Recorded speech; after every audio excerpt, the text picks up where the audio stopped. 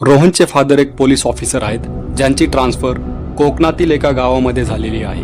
रोहन व त्याचे पेरेंट्स खुश आहेत कारण शहरातील धावपळीच्या जीवनापासून ते काही काळ मुक्त झाले आहेत। रोहन व त्याचे पेरेंट्सला असं वाटत आहे की या कोकणातील गावामध्ये येऊन ते त्यांचं लाईफ सुखात व्यतीत करू शकतात, परंतु त्यांना माहिती नाहीये की ज्या गावामध्ये त्यांची ट्रान्सफर झालेली आहे त्या गावामध्ये एक शापित वाडा आहे आणि त्यांना अलॉट झालेले क्वार्टर त्या वाड्याच्या शेजारीच आहे। जो शापित वाडा आहे त्या वाड्याबद्दल संपूर्ण गावामध्ये एक चर्चा आहे। रोहनचे फादर त्या गावामध्ये त्यांची ड्युटी जॉईन करतात व रोहनला तेथील एका लोकल स्कूलमध्ये 10वी मध्ये ऍडमिशन करून देतात। काही दिवसानंतर शाळेमध्ये रोहनचे काही मित्र पण झालेले आहेत। त्यातील रोहनचा एक बेस्ट फ्रेंड शंकर त्याला विचारतो की तुम्ही कुठे राहता। मग रोहन त्याला सांगतो की गावापासूनच काही अंतरावर जो वाडा आहे त्याच्या शेजारीच त्यांचं घर आहे। हे ऐकता शंकर तेथून पळून जातो। रोहन पण शंकरच्या पाठीमागे धावतो, पण तो थांबतच नाही। पुढील 2 दिवस शंकर शाळेलाच येत नाही। रोहन आता खूप टेन्शन मध्ये आलेला आहे कारण तो त्या दिवशी पळून गेला आणि त्यानंतर शाळेलाच आला नाही। तर आता रोहन ठरवतो की मी शंकरच्या घरी जाणार। मी त्याला विचारणार की त्या दिवशी तो का पळून गेला होता। त्याच वेळेस रोहनला शंकर एकटा शाळेला जाताना दिसतो। तर रोहन त्याच्या जवळ जातो आणि त्याला विचारतो की त्या दिवसानंतर तू का पळून गेलास आणि त्यानंतर शाळेला का नाही आलास। शंकर त्याला गडबडीत सांगतो की ज्या वाड्याजवळ तो राहतो तो वाडा शापित आहे आणि जो कोणी त्या वाड्याजवळ राहतो तो मरून जातो आणि यापूर्वी गावात अशा भरपूर घटना झालेल्या आहेत आणि सांगतो की तुम्ही पण त्या वाड्यापासून लांब राहा। सगळं सांगून शंकर तिथून गडबडीत निघून जात असतो। तर रोहन त्याला म्हणतो थांब जरा आणि मला सविस्तर सांग की त्या वाड्याचा प्रॉब्लेम काय आहे आणि मला पूर्णपणे सांग। शंकर त्याचं काहीच न ऐकता परत तेथून पळून जातो। या गोष्टीमुळे रोहन अजूनच घाबरतो की नेमका त्या वाड्याचा प्रॉब्लेम काय आहे। खूप परेशान झालेला रोहन ही सगळी गोष्ट त्याच्या फादरला सांगण्यासाठी जातो। तर आता शंकर सोबत वाड्याबद्दल झालेली घटना त्याच्या फादरला सांगतो। तर आता हे सगळं ऐकून रोहनचे फादर हसून रोहनला सांगतात की हे सगळं खोटं असतं,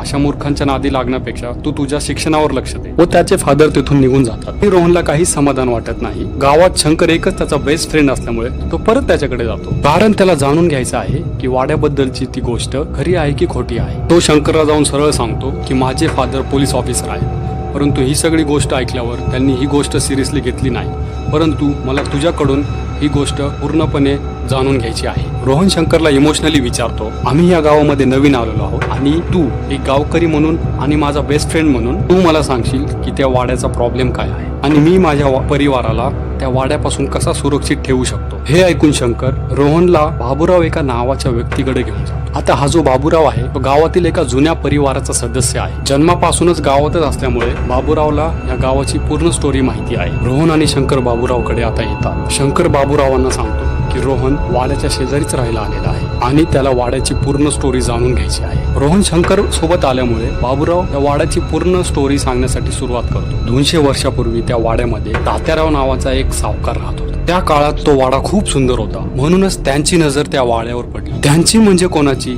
असं रोहन बाबूरावला विचारतो। इंग्रजांची। इंग्रजांनी ब्रिटिश कायदे व सैनिकांचा वापर करून म्हाताऱ्या तात्यारावकडून तो वाडा आपल्या ताब्यात घेतला व तात्यारावांना त्या वाड्याचा केअरटेकर म्हणून त्याची नियुक्ती केली। हा अन्याय झाल्यावर तात्याराव, ज्याला काळा जादू म्हणजेच डार्क मॅजिकची कला अवगत होती, त्याचा वापर करून त्याने गावातील इंग्रज सैनिकांना मारून टाकले व तो वाडा पुन्हा हस्तगत केला। पण डार्क मॅजिकचा जास्त वापर केल्यामुळे तात्यारावचा एक ब्रह्मराक्षस बदलाव झाला व तो त्या वाड्यातच भटकू लागला। तेव्हापासून आजपर्यंत जो कोणी इन्स्पेक्टर त्या वाड्यामध्ये चौकशी करण्यासाठी जातो त्याला ब्रह्मराक्षस तात्याराव मारून टाकतो। आजपर्यंत जो कोणी माणूस त्या वाड्याच्या आतमध्ये गेलेला आहे तो माणूस आजपर्यंत कधीही जिवंत बाहेर आलेला नाही। बाबूराव रोहनला विचारतो की त्यांच्या यायच्या आधी जो इन्स्पेक्टर इथे आला होता त्याच्यासोबत काय झालं। रोहन सांगतो नाही। तर बाबूराव सांगतो तुझ्या वडिलांना विचार आणि माझं ऐका।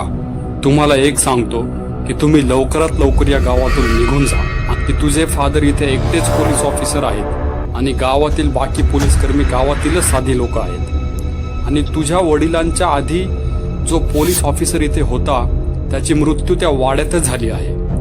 हे सर्व ऐकून रोहन खूप घाबरून गेलेला असतो। आता रोहन सरळ त्याच्या फादरकडे जाऊन हे सगळं सांगतो। तर त्याचे फादर हे ऐकून परत जोरजोराने हसायला लागतात आणि सांगतात की अरे बाबा, तू या सगळ्या गोष्टींकडे लक्षच देऊ नको। गावकरी आपल्या मनोरंजनासाठी अशा गोष्टी बनवतात आणि पिढ्यानपिढ्या नवीन लोकांना घाबरवत असतात। पण रोहन परत सांगतो की तुमच्या आधी जो पोलीस ऑफिसर इथे आला होता त्याची मृत्यू त्या वाड्यातच झाली होती, हे तुम्हाला माहित आहे का।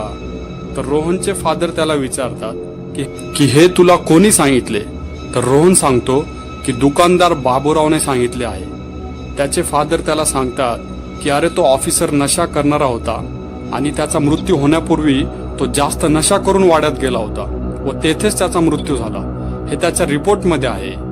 आता रोहनचे फादर रोहनला रागावून सांगतात की आता तू स्कूल सोडून इतर कोणत्याही गोष्टी डोक्यात ठेवू नकोस.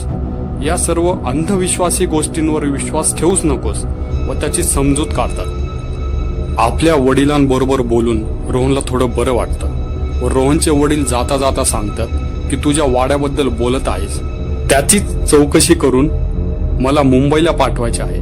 हे ऐकून रोहन त्याच्या फादरला आग्रह करतो की त्यालाही त्यांच्याबरोबर त्या वाड्यात जायचे आहे. पण त्याचे फादर म्हणतात की नाही, हे ऑफिशियल काम आहे.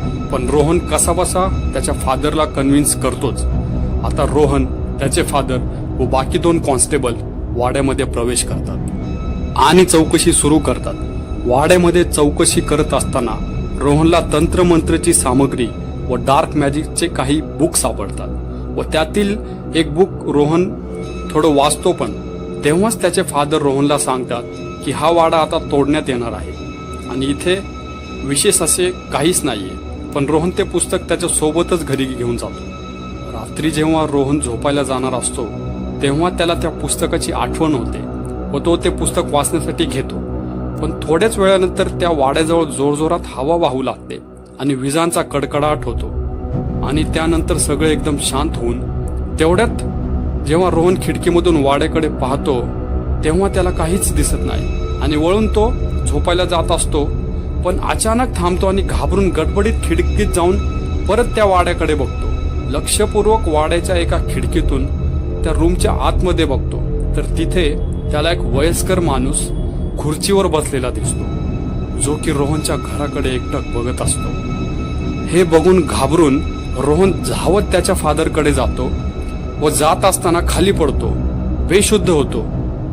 जेव्हा रोहन डोळे उघडतो तर बघतो तर तो हॉस्पिटलमध्ये आहे आणि त्याचे पॅरेंट्स त्याच्या जवळ आहेत. लगेच रोहन सांगतो की काल रात्री त्याने वाड्यामध्ये तात्यारावचा भूत बघितला.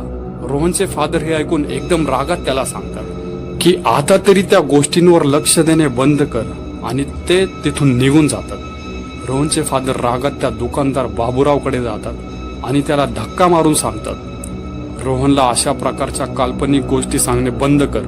मग बाबूराव पण रागात सांगतो की या सर्व काल्पनिक नसून खऱ्या गोष्टी आहेत आणि त्या ठिकाणी अजून काही गावातील लोक जमा होतात आणि सांगतात की साहेब तुम्ही इथून निघून जा, कारण तुम्ही एक पोलीस ऑफिसर आहात म्हणून तुम्ही या गोष्टींवर विश्वास ठेवणार नाहीत आणि तुम्ही जर काही अपशकुन केलं तर ते गावासाठी ठीक होणार नाही. म्हणून तुम्ही इथून निघून जा, आपलं आणि आपल्या परिवाराचा विचार करा. रोहनचे फादर तिथून पोलीस स्टेशनमध्ये जाऊन विचार करतात की गावात येण्यापूर्वी त्यांनी वाड्याबद्दल जी गोष्ट ऐकली होती ती खरी तर नाही ना. रोहनच्या फादरना आधीपासूनच वाड्याबद्दलची गोष्ट माहीत होती, तरी सुद्धा ते ही गोष्ट खोटी समजून गावात आले, कारण रोहनच्या फादरला मुंबईतील एका मोठ्या कंपनीने प्रायव्हेट काम दिले होते की गावातील वाड्याची चौकशी करून त्यांना रिपोर्ट पाठवण्यात यावी.